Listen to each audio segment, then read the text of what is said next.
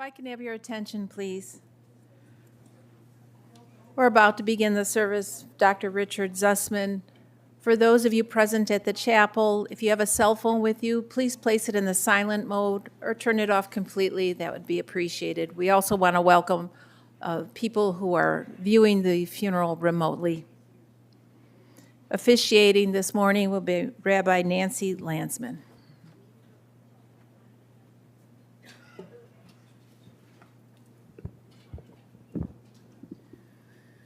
It's truly an honor to be officiating this service this morning for someone I would have loved to have met, Dr. Z, Richard, Dick.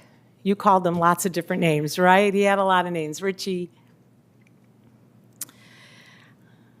Our hearts go out to his beautiful family, to Ronnie, to Eric and Keiko, to Felicia, Imtiaz, to Ellie, Mazel and Zayn, Sherry and Billy, to the whole family. It means a lot that you are here in this room and those of you joining us remotely to take time out of your busy schedule to be here today, to lend your love and your support to the family during this very difficult time. It is customary to begin the service with the traditional act of Kriya. Many times direct mourners will make a tear in their clothing to symbolize how their hearts are torn.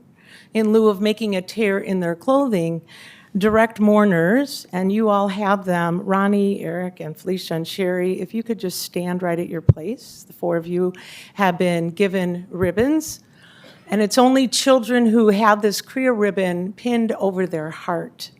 And the reason for that is there is no bond as unique and special as that between parent and child. We know everyone's hearts are torn as we say goodbye to Dick, and especially the four of you. To symbolize how your hearts are torn, in a moment after you repeat these Hebrew words after me, I will invite you to make a tear in your Kriya ribbon.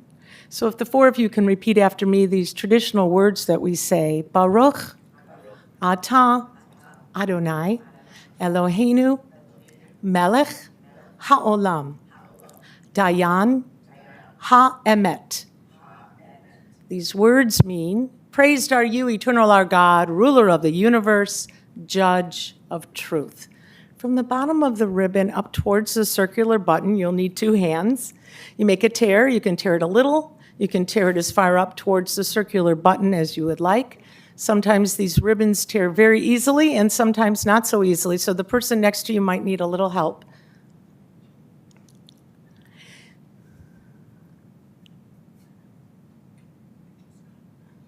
You can choose to wear this torn ribbon. You may be seated. You can choose to wear the Kriya ribbon just today, or the first week of mourning, or the period of Shloshim, 30 days. You also have a choice to wear the Kriya ribbon tucked in the inside, or you can wear it on the outside for others to see. And if you choose to wear it on the outside, hopefully people see you walking around with a black torn ribbon will understand that you are in a period of mourning, and they will have compassion on you. In learning about Dick, I have selected a few readings and poems that I felt were fitting for him and for his beautiful family. Unfortunately, the author of this first poem, entitled A Life Well Lived, the author is unknown. A life well lived is a precious gift of hope and strength and grace from someone who has made our world a brighter, better place.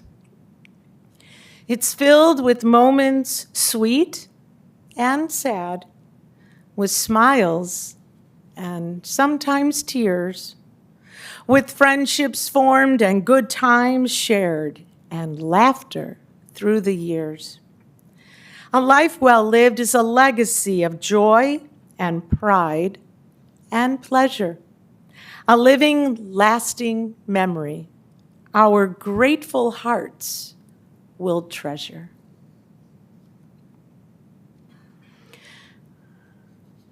Another unknown author wrote, "It takes a special person to teach a child in class, to just keep his attention in a world that moves fast, to show a child he is unique with talents deep inside, to help to build his confidence so he can beam with pride, to show a little patience for a child who's lost her way, to a child who feels abandoned, who has seen better days, to inspire and to motivate so a child can learn and grow, to go into this big, wide world that has its highs and lows.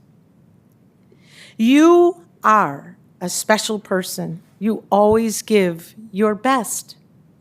And for every child that has your class, their life is truly blessed."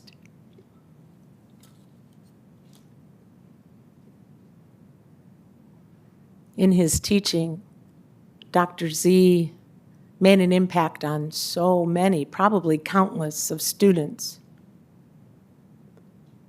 Ralph Waldo Emerson wrote, "What is success?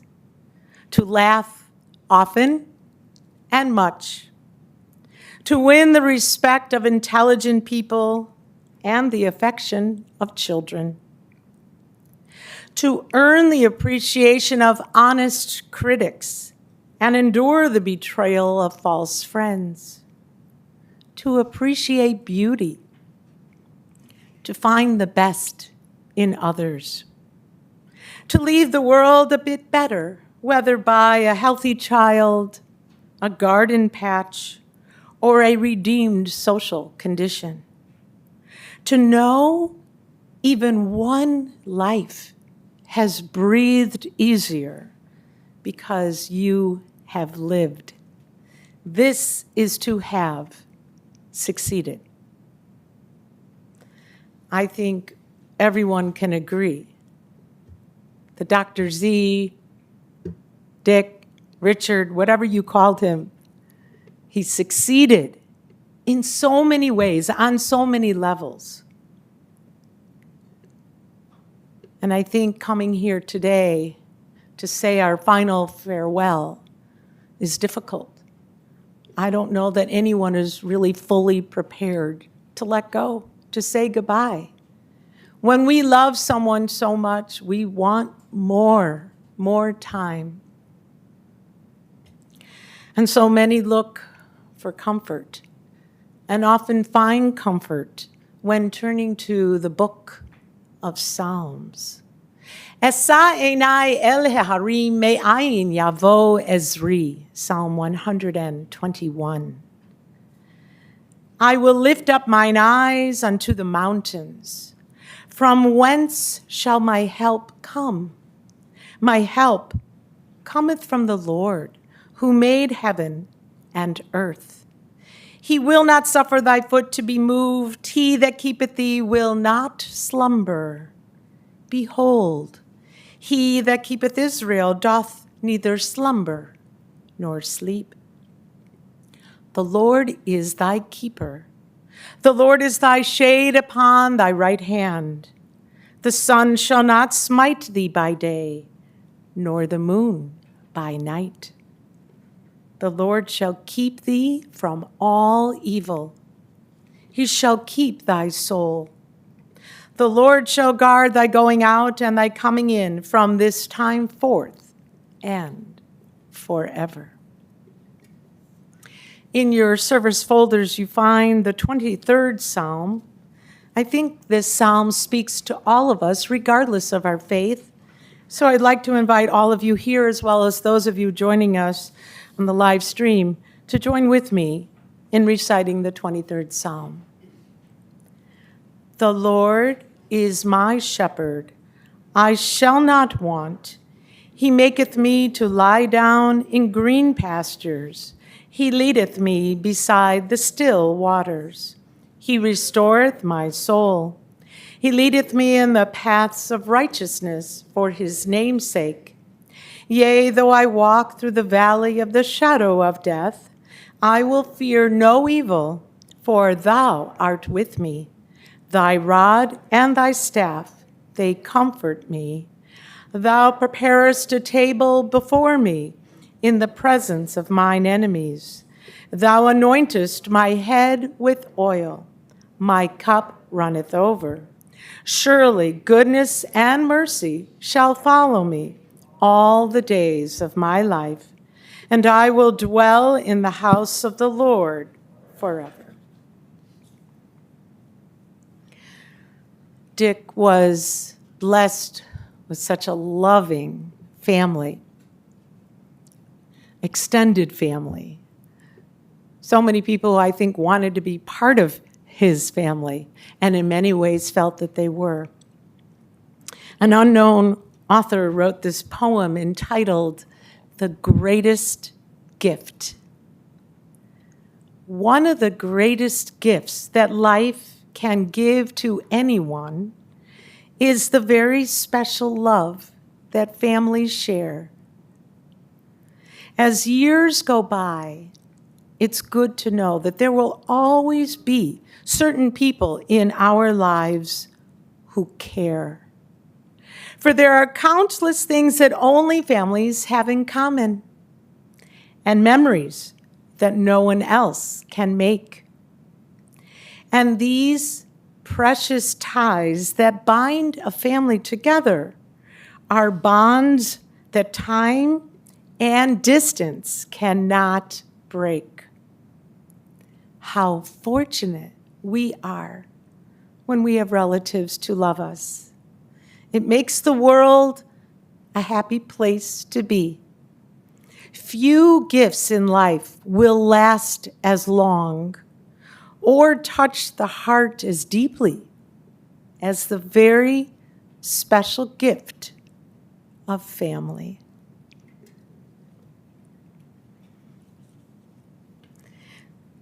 We have a couple of speakers today. It's my great honor to first call upon Ronnie, who's going to offer some words.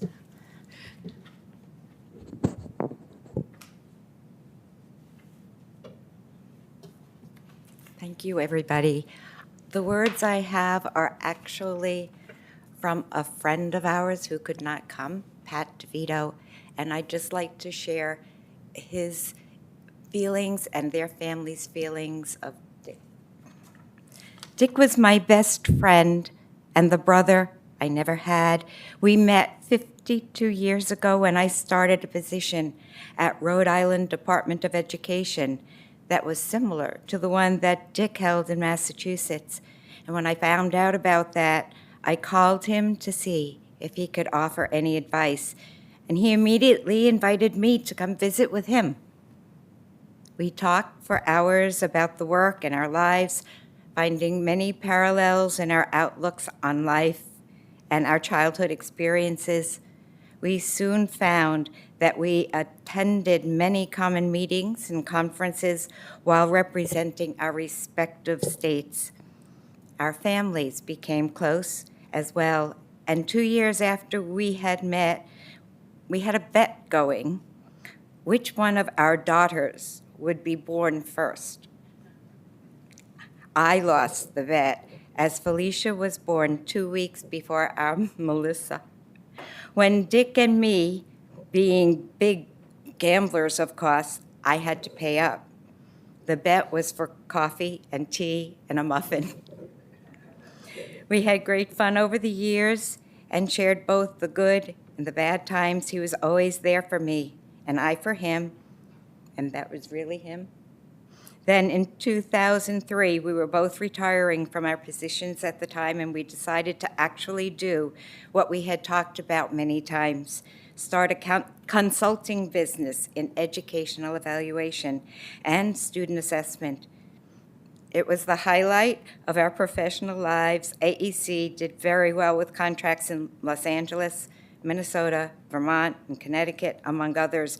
And best of all, Ronnie and Patty got to join us on many of our trips, and the four of us greatly enjoyed these experiences. In addition, the four of us were able to enjoy multiple wonderful vacation trips, both domestically and internationally. The memories of the last 52 years with Dick and our families will be cherished forever. I will truly miss my brother. Rest in peace, my friend.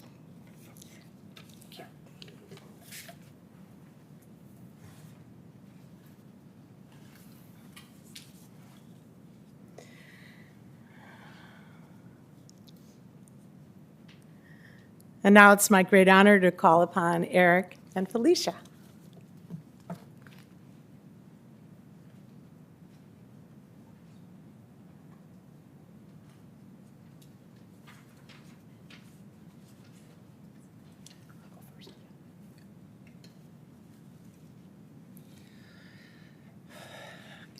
Okay, so thank you so much, everybody, for coming. I'm just looking across the room here, and I see we almost have 50 people here, which I think's testimony to how easily my dad, my mom, were able to just connect with people. And so I'm going to share just some brief memories and vignettes that sort of highlight some of the more enduring qualities, some of the reasons that they connect so easily with folks, and some of the qualities that I think are my sister and I and others that are here will carry forward even after his passing. So, some of my earliest memories of my dad started when we were living in Middleboro, Massachusetts, and he was working in Boston, and even at a very young age, he made it a point to bring me into work with him maybe once or twice a year. And so I remember carpooling with him and his colleagues, driving into Boston and spending the day at work with Dad. And I was so proud of him. He was so committed to his work, but he also, made it a point to I remember we had like a cart that went around, and he would buy me pineapple juice, and I was so happy to drink the pineapple juice. It was, a rare treat at that time, and it just showed me, the importance of work and being connected to your professional life. But he was also really connected to the people at his work. He had a way of, making friends with his bosses. So he always would talk about his boss, Jack Batista, and colleagues there. And it also, imbued within me a sense of commitment to being a professional. And I think that's something that's carried forward. Second memory is when I was very young. One of the first trips I remember going on was to Battle Creek, Michigan, and we drove there, which was something that would be repeated over and over again through our lives. And this is from Massachusetts to Battle Creek, so it's a long drive. And you're probably asking yourself, okay, why did you go to Battle Creek, Michigan? As some maybe in the room know, this is the headquarters of Kellogg's. And so we got a chance to tour the Kellogg's factory. I mean, we did other things on the way too that maybe might have been more memorable, but for me, the Kellogg's thing was a big deal. So as some of my friends know, later in life, I became very addicted to Raisin Bran. And I would just give a strong recommendation to people here is, if you like Raisin Bran, that's great, but please don't eat it three meals a day. You'll end up going to the doctor. So a third memory is he was the coach of my first baseball team, also in Middleboro. And this was we were the lowest level, so I think it's called the Farm League, and we were representing Eggers Furniture. They used to call us eggheads. And at any rate, he was a really good coach. But it wasn't, this was, we were young kids, right? And the thing that stuck to me to this day is we weren't playing to win games. He would put all of the different players, regardless of their skill level, in all of the different positions. So, somebody would pitch one day and somebody play catcher the other day. And for him, this was really about, learning to be part of a team, learning to perform in different roles, and it was about building character, and it was about teaching, and so this learning, teaching, character building, this was part of his coaching philosophy, and it was also, I think, one of the reasons he connects so well with people. And then sort of carrying forward here, that sort of learning and also the passion for education. As I got older, this was something that became clearer and clearer to me. And I remember very, very vividly that when I was 16 or 17, we went on college tours, and this was something that you could see it. I mean, it lit up his face. He was so excited. I think he was more excited about me going to college than me going to college.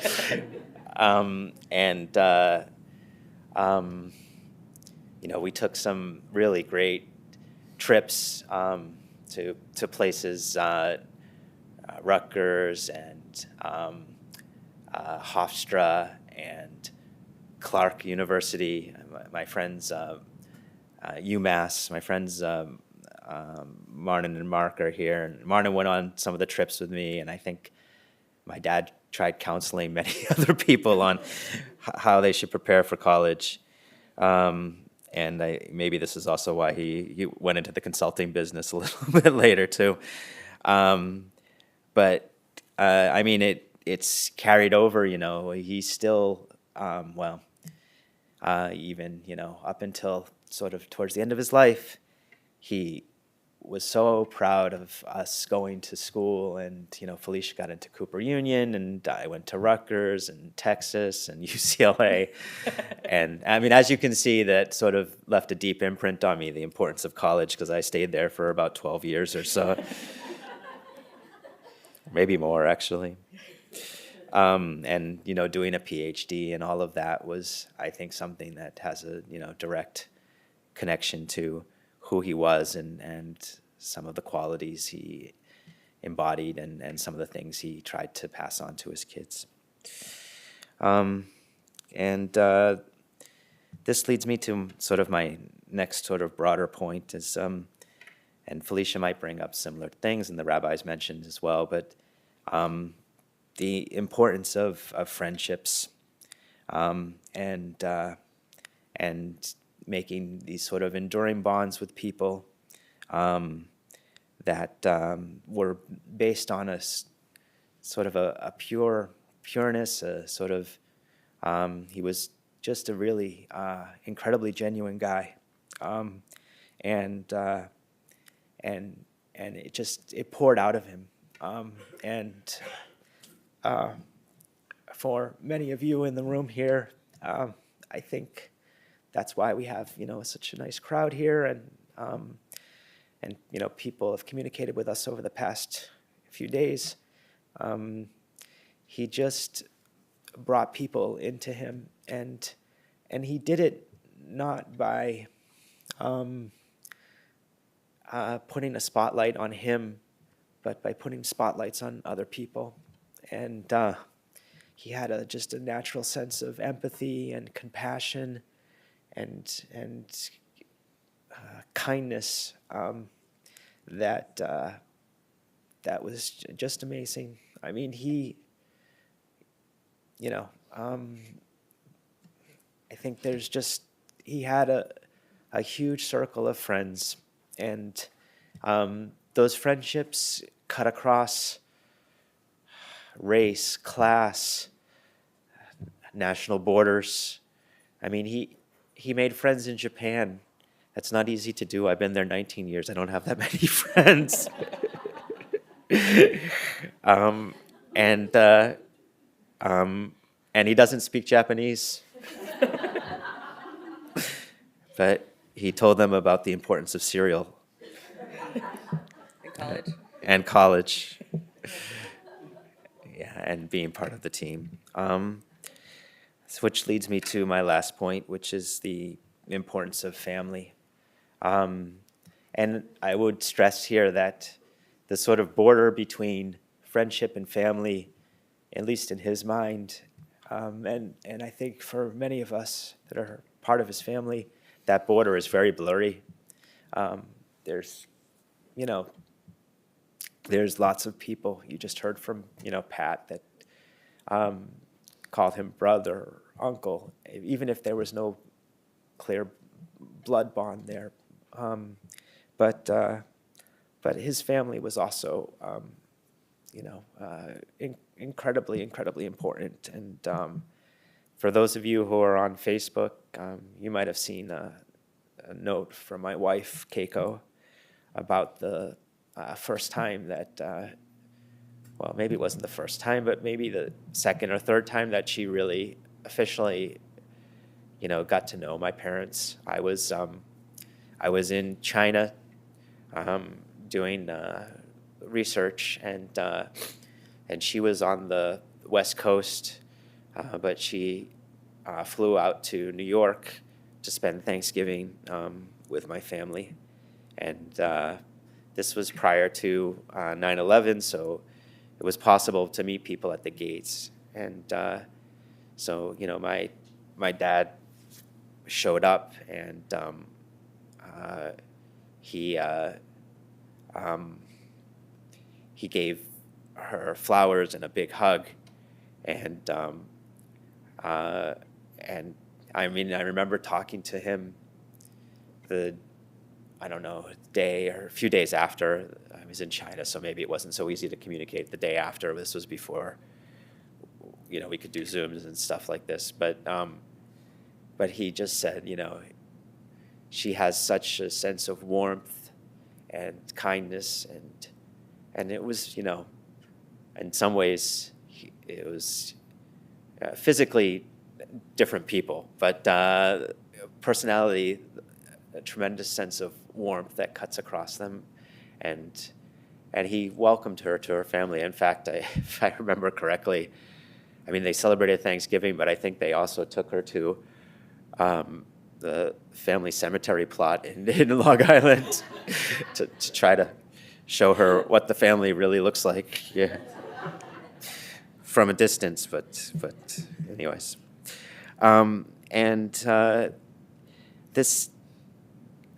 This obviously runs through, my mom and my sister, my aunts and uncles and cousins, and their kids, and I think, through the, going to work with Dad, the family trips, college, baseball coaching, and friendships. He just had a way of making people better people, and he had a tremendous love of life, and up until the very end, he was saying, I love life and I love my family. And I think, we'll carry that forward for others. And this is how we build a better world. So I thank you, Dad, for everything. And you'll be sorely missed, but you've touched so many people, and so we'll keep on touching other people with the same spirit that you embodied. So much love. Thank you.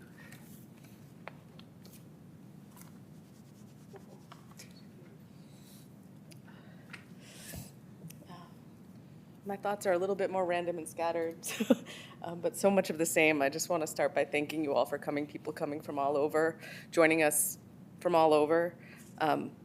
My first thought to share was that my dad loved his family, and my dad loved life, the way my brother just shared. That was a message in the last few weeks. We heard a lot, and that we shared a lot, and it's testament to what's happening here with all of us together.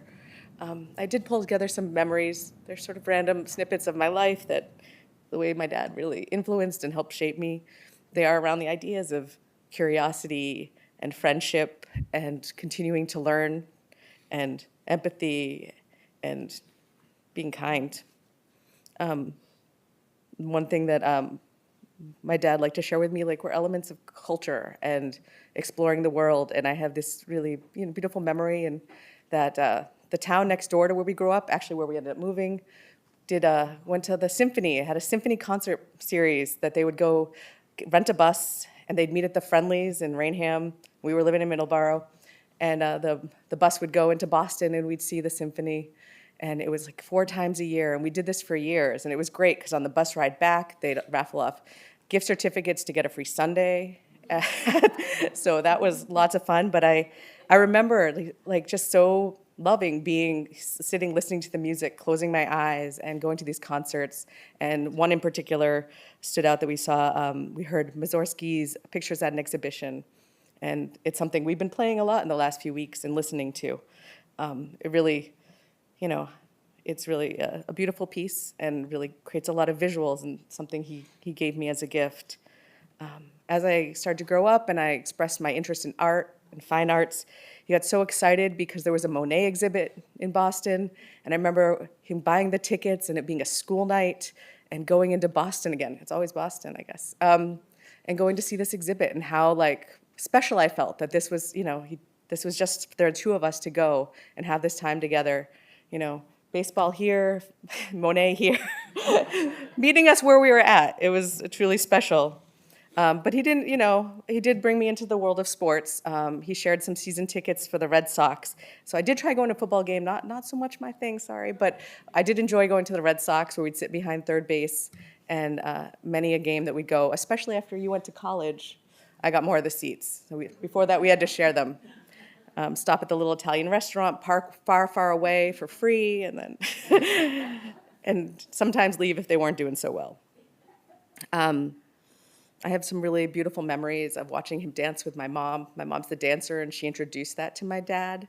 And at weddings and bar mitzvahs, they just loved to be on the floor, and everybody would just, love to watch them. It was really beautiful to see, and I think we have some pictures of that.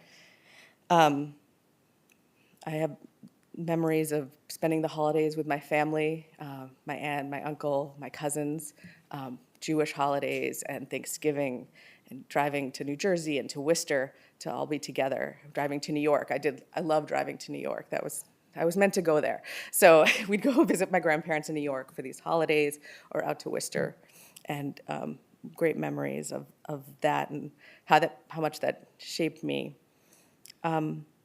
We had a group of friends back home that we used the Yiddish word for family called mishpucha, that my parents met just after I was born. I think I was just a few months old.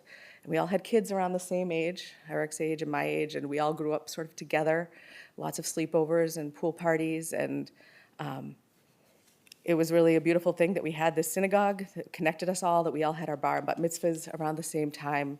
And that was really important to my dad, his connection to the synagogue, and, the way that he kind of owned how he wanted to take it on, but that was important to him, and that became some beautiful connections for us as kids.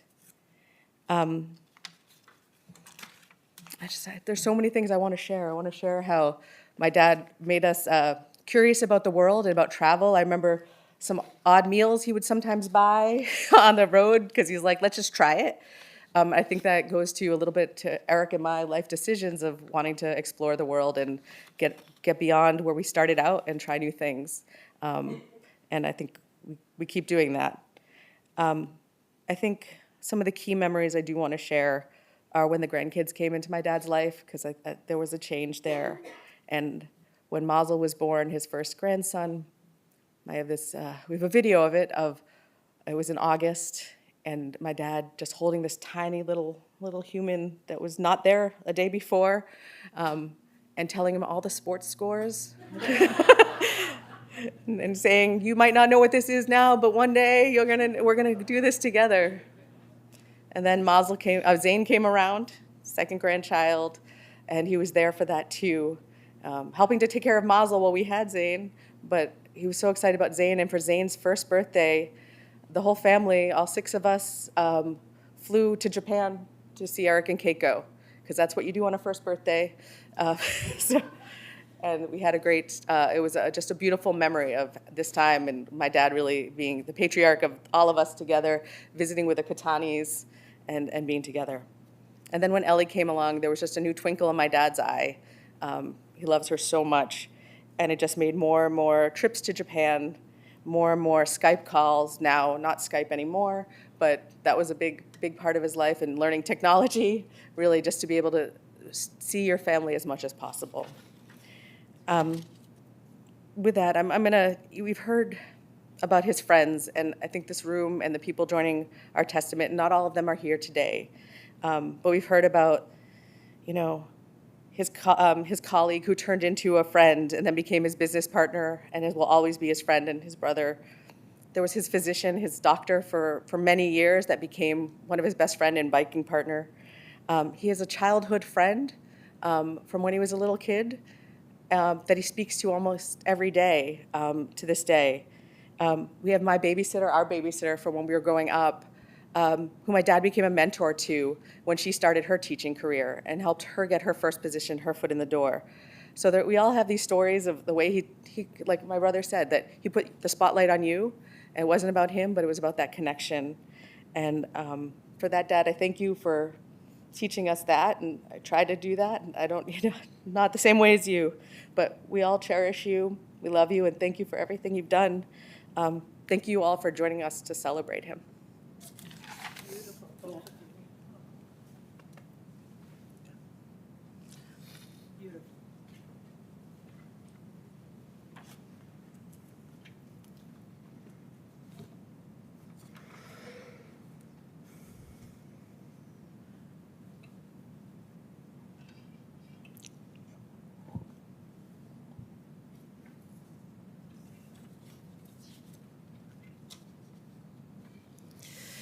I have the honor of sharing additional memories that the family shared with me, and a few memories I think that are just worth repeating slightly. Certainly it all began when Dick was born. He was a loving son to his parents, Theodore and Mildred. I guess you called her Millie, right? And he was a great older brother, right, Sherry? I mean, he teased you a lot, and there were those nuggies, right? And you have many memories. But yet, he was someone who would take you to the zoo. You had childhood memories that just, when you shared them, you just lit up. So, when you're several years apart from your sibling, there isn't, especially different male, female, not a lot in common, but he was there for you, and you knew that. He had 58 years with Ronnie. Together, you guys drank from the cup of life, and you were truly blessed with your children, with Eric and Felicia. And then the family grew, of course. He was a wonderful, not only father, but father-in-law to Keiko and Imtiaz. And he was such a proud grandfather to Mazel, to Zayn, and to Ellie. You guys had memories of playing chess, watching cartoons, going to the movies, a trip to Indiana, going out to eat with him, or just spending time at the ranch where Dick and Ronnie's home, right? You guys called it the ranch. Trips that you took. Dick was a news junkie, and he was also someone back in his college years. He was politically involved. He made friends everywhere, whether it was where he traveled, where he lived, where he worked. He truly made an impact on all those he met with his kind words and succinct life lessons told through stories, including his philosophy that the most important thing in life is family. Those words were taken right from his obituary. It's important, not everyone reads the whole obituary. This was a long obituary, and it was beautifully written. The fact that he was able in his lifetime to travel so much of the world, Japan, Africa was his favorite, India, Mexico, all over, pretty much almost the whole world, except maybe not South America. He was a huge sports fan. I think he would have been very sad yesterday, as many of us, even those of us who are Chicago Bears fans. I mean, if you were rooting for the Patriots, it's a hard game to watch, but he loved the Patriots, and he had season tickets to those games, and but also the Red Sox. He kept physically fit. You know, early on in his childhood, he dealt with some asthma issues. He had to actually leave home and lived in Colorado for a couple years to help him with his asthma. And then he was better, and he came back, and he was on the football team in high school, even coached younger kids in football during those times. Working out and bicycling and swimming every day was something very important to him.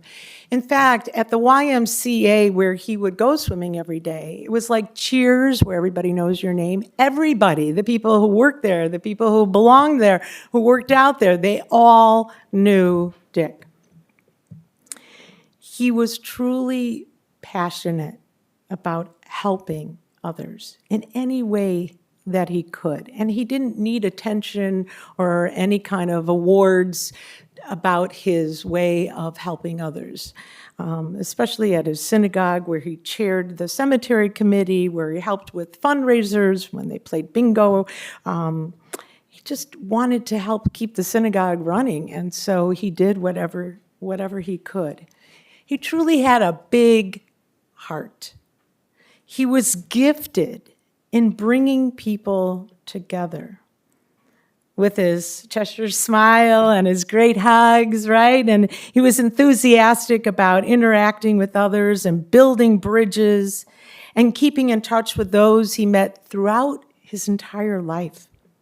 So whether you called him Richie, Dick, Dr. Z, Uncle, or Grandpa, you were fortunate to have him in your life.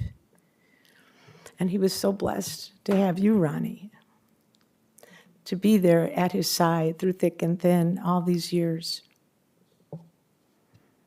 He was a wonderful role model as a devoted son, husband, father, grandfather, brother, uncle, and friend. We heard that his final words were, "I want to live. I love my family." Many of us believe that a person's soul and spirit can live on l'dor vador, from generation to generation. Many of us who believe this is possible is by those of us still alive. As long as we are alive here on earth, we continue to share the stories of Dick, to keep talking about him. Once we stop talking about him, and his spirit, his soul, everything ends. So while you're still alive, continue to share your memories with each other. I would say document as many memories as you can. One day, Mazel and Zayn, when you guys grow up and have kids of your own, when Ellie, if she's watching remotely from Japan, when you guys get married and have kids maybe of your own, They should know about your grandpa. What an extraordinary man he was, the lives that he touched, the joy that he brought to countless people. And that way, his spirit, his soul will live on, l'dor vador, from generation to generation. Zecher tzadik livracha, the memory of the righteous is forever a blessing. And to that we say, Amen. It is customary to conclude in the chapel with a prayer you find in your service folders below the 23rd Psalm. It's entitled El Malei Rachamim. And at the cemetery, we will be reciting the Mourner's Kaddish, which is on the back cover.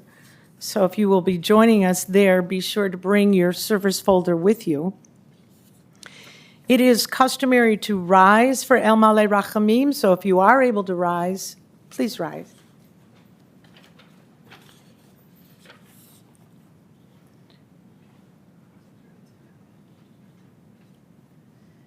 El Malei Rachamim shochein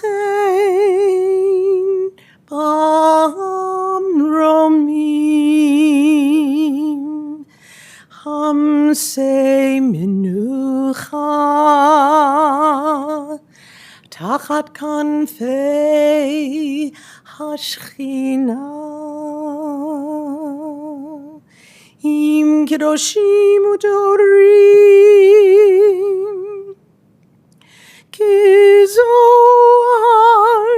arakia mazirim Et nishmat Rafael ben Torres v'malka Shalach le'olamo ba'al harachamim yastireu b'seter k'nafecha le'olamim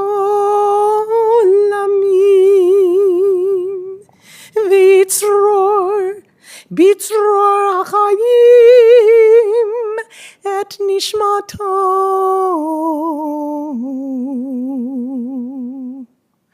Adonai unachalato v'yanuach b'shalom al mishkavo Vinomar. Amen.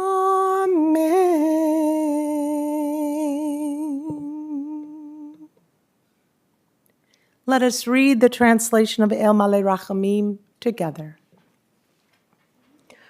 O God, full of compassion, thou who dwellest on high, grant perfect rest beneath the sheltering wings of thy presence, among the holy and pure, who shine as the brightness of the firmament unto the soul of Dr. Richard Dick Zusman, who has gone unto eternity. Lord of mercy, bring him under the cover of thy wings, and let his soul be bound up in the bond of eternal life. Be God's possession, and may his repose be peace. Amen. Please be seated.